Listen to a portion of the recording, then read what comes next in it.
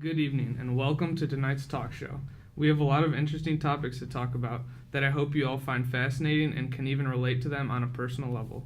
Many of these topics will be geared toward getting you to think about how they impact your lives on a daily basis. Thank you for joining us on Plant Biology today. My name is Diana Villagran. And I'm Mitch Rosinski. We will be your host for the evening. Today we'll be talking about the misconceptions many individuals have with regards to GMOs, and we would like to provide some insight not only from well-known scientists, but also concerned parents who can be uneducated about these sorts of things.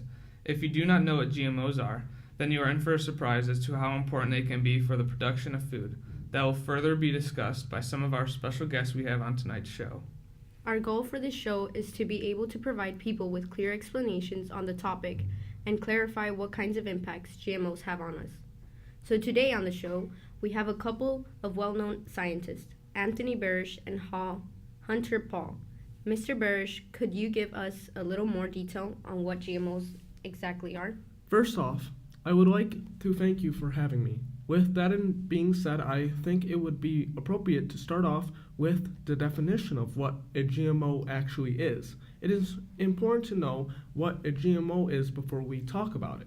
A GMO is a genetically modified organism. It is the result of a laboratory process where genes from the DNA of one species are extracted and artificially implanted into the genes of an unrelated plant, animal, or microorganisms like bacteria.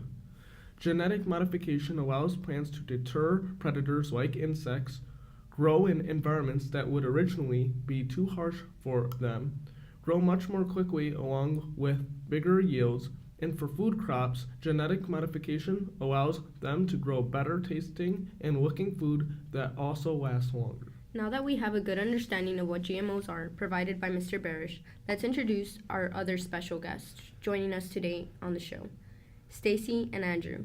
These are locals who both requested to be on tonight's show to express some of their concerns. Can one of you provide an explanation as to why you may have concerns about GMOs? What aspects of GMOs make you skeptical about the authenticity of the crop, if there is any that you have? First off, I would like to thank everyone for having me. As a consumer of food products, I do have a level of concern as to what makes up the food that I eat and if these modified organisms have health impacts on my family and, less importantly, me. I am not well educated on this topic, but I always worry about what I am buying at my local grocery store and how it negatively affects me and my family. I fear that these modifications could cause problems because they are taking away from the natural components of a plant. I completely agree with Andrew. That is because as a parent you want to make sure that the food you are buying and preparing for your children is healthy to consume. I would also like to add that since there are modifications involved, we as consumers need to know what we are consuming on a daily basis. However, the research is either insufficient or hardly accessible to the public.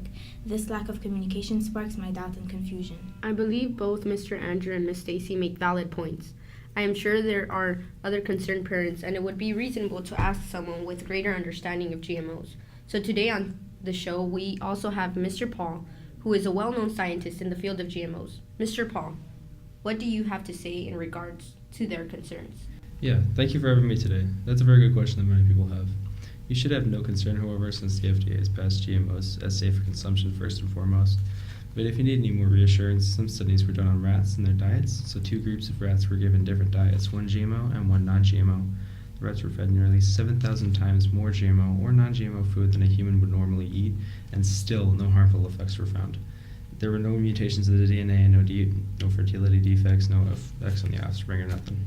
It is reassuring to know now that there are ongoing studies being done comparing the use of GMOs to non-GMOs and that no harmful effects were found.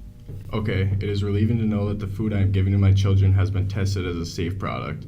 I only worry because of what I know. Humans haven't been eating GMOs long enough to see a side effect. Also because my family is the most important thing to me and my ultimate job is to protect them.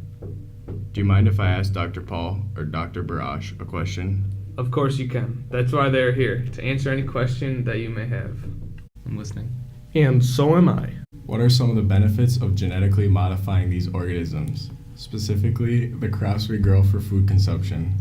Well, like I said before, it essentially allows for plants to be able to survive in a specific environment while yielding a large quantity. Because of this, more people have been able to eat plentiful amounts of food at a cheaper cost. In addition to this benefit, the genetic modification of plants has allowed foods to be harvested at a constant and ever-growing rate, which means that famines could potentially be a thing of the past. Also, with GMOs, you don't need to add any more substances to the crop, such as pesticides to protect against insects and herbicides to get rid of any unwanted vegetation. That's because modifying these organisms can make them resistant to certain things.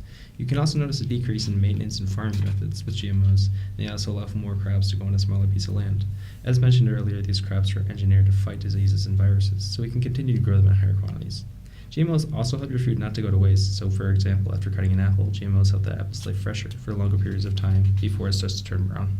Wow, I can't believe how much science affects our everyday lives and normal society. I had no idea. Yeah, I feel the same way. It's astonishing. It is truly amazing how much GMOs have helped the world, and it is the duty of everyone to stand up against ignorance. Science paves the way of human progress, and in the words of the famous Dr. Edward Teller, the science of today is the technology of tomorrow. So that concludes the show for today. I hope you all have a greater understanding of what GMOs are and how they can contribute to society. Thank you all for listening and have a wonderful evening.